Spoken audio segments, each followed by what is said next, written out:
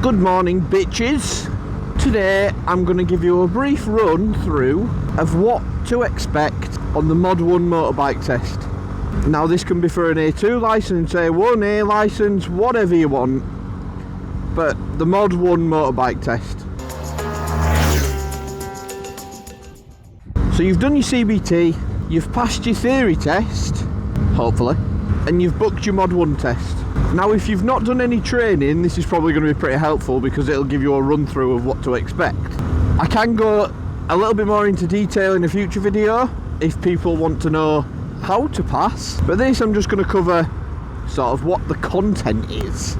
The content of the Mod 1, the Module 1, the first of 2 modules on your way to a full bitching licence.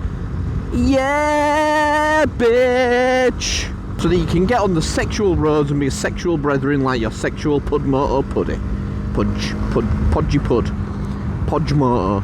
Anyway, enough rambling, and we'll jump into it. A lot of tests to start with. Expect an eyesight test. The Module 1 is not one of those tests, so you can perform this test blind but I cannot see, I'm legally blind.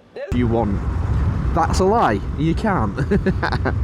So, if you're like me and you're over 25, 24, you can do the Mod 1 and 2 after you've passed your CBT and theory, and you can do that to get a full A licence, unrestricted, which means you've got to do the Mod 1 on a bike with at least a 599cc engine displacement, minimum.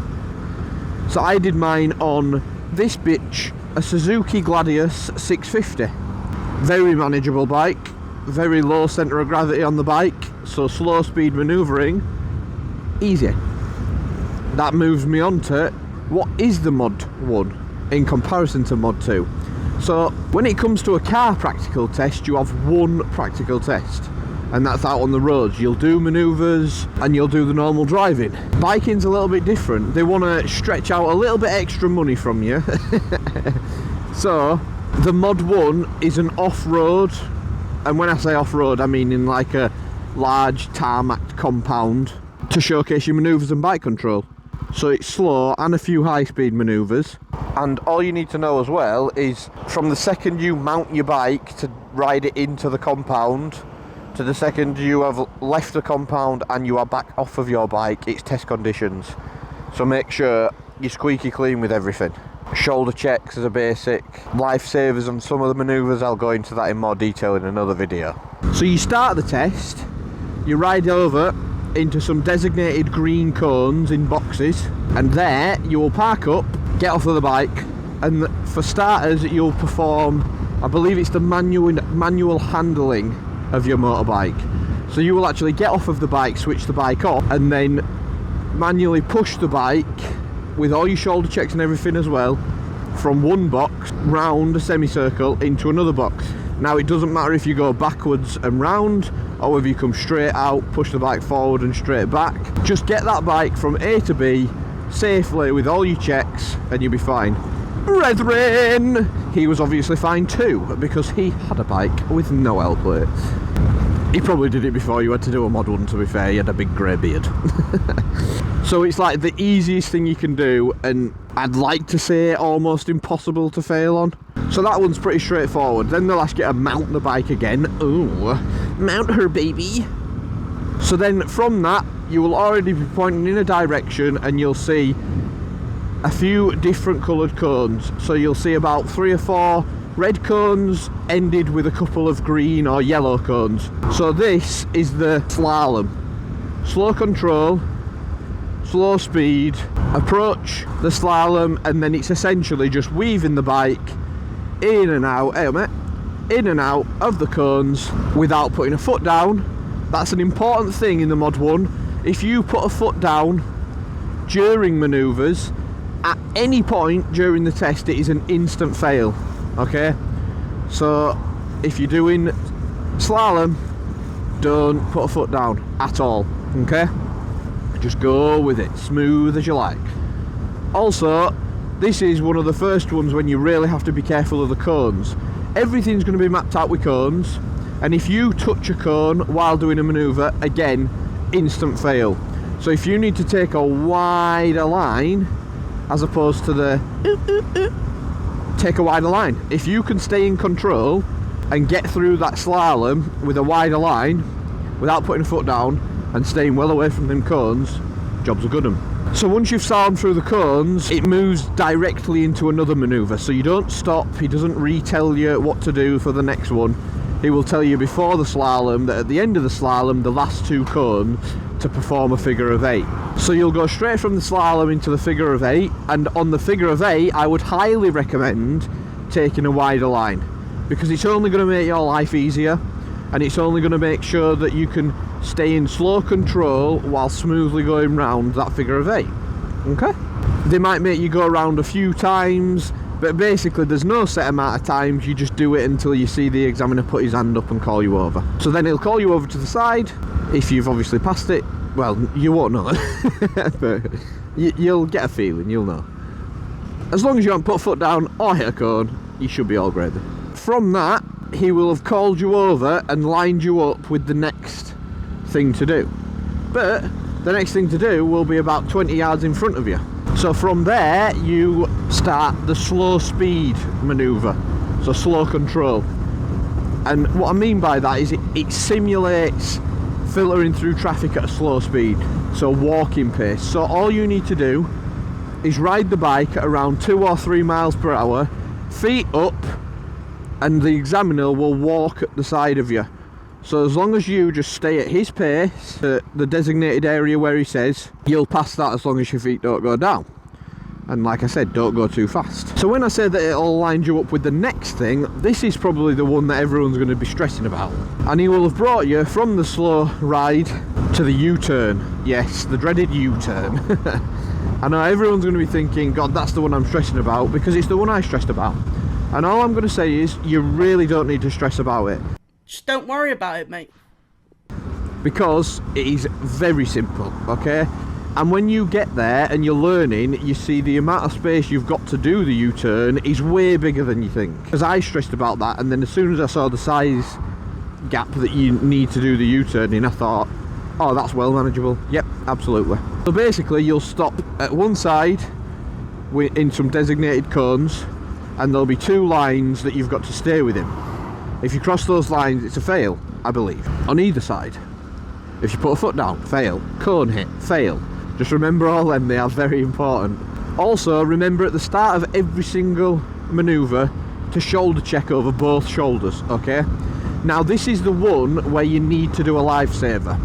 So what you're going to do is you'll set off straight from the designated cones, and at a certain point, when you choose, you'll do your shoulder checks, set off, travel about 3 or 4 meters, then do a right shoulder check, not shoulder check, do a right lifesaver, and then perform the U-turn, and then ride up to the end and stop the bike, and that's the U-turn. And it, like I said, it's much easier, it's much more flowing than you think. I was stressing, but it's absolutely fine. I don't think I once put my foot down or ran over the lines even while training. So you'll be absolutely alright. So that's your slow speed manoeuvres done. I thought that's the hard part, which it sort of is, because it's just not putting that foot down. And now the next part, you know what to do, because you've been doing it every single day if you've been on the CBT. So this is your higher speed manoeuvres. I will just say, the compound you're in will have a designated coned out area round one end, which will be a corner that you go around to get up to speed to then perform the higher speed manoeuvres. So the first one is a controlled stop. So you'll set off, you'll go around the cones, go through a speed trap. I believe it's around 30 mile an hour you need to be hitting. I'll put the exact number on the screen. Through the speed trap at that, and you perform a slow controlled stop in the designated box that you've been told, which is actually usually the same box you've just performed the U-turn from. Trust me, you'll know, they'll tell you. And at any point through it, if you need to ask about cones or you need him to repeat an instruction, you are well in your right to do so. You ain't going to lose marks for that. So you've performed the slow controlled stop in the designated box. So the examiner will ask you to turn around. And then what do you do? Then what do you do? So you have to do an emergency stop then, okay? So this is where it starts to get a little bit tasty with the high speed manoeuvres. The slow controlled stop is easy. This one, a little bit less so. So same course, up and round. You've got to hit it a little bit faster this time, I believe. Just over 30 mile an hour through the speed trap. So really get out of that corner, straighten up and accelerate through. And as soon as you're through that speed trap, just roll off. You'll go through the speed trap. It won't tell you what speed you've gone, he'll tell you afterwards. Hit that, make sure you're hitting it at the right speed or above, and then he will throw up his hand at any point, and at that point you have to perform an emergency stop. Ignore the box, stop when he tells you to stop. Okay, so firm but controlled. Don't just grab at your brakes, because you will be, you potentially will drop the bike. Squeeze, firmly squeeze those brakes and bring it to a controlled stop, okay?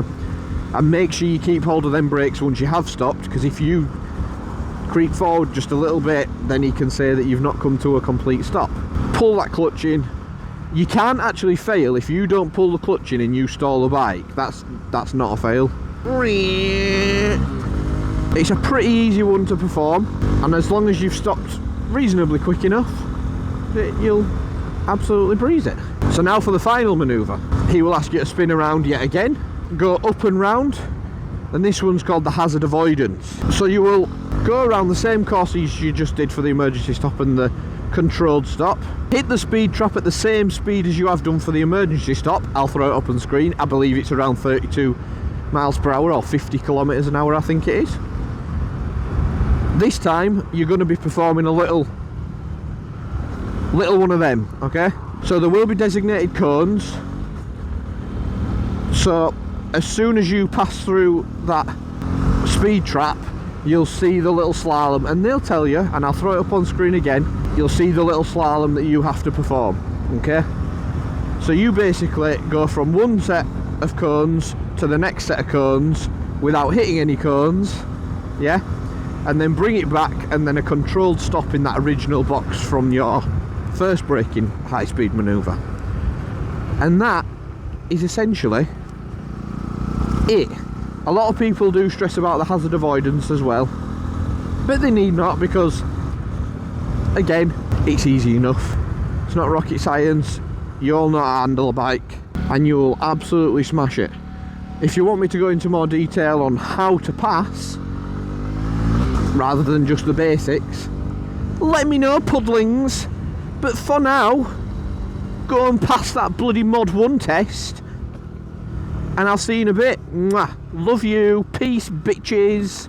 Yeah, boys!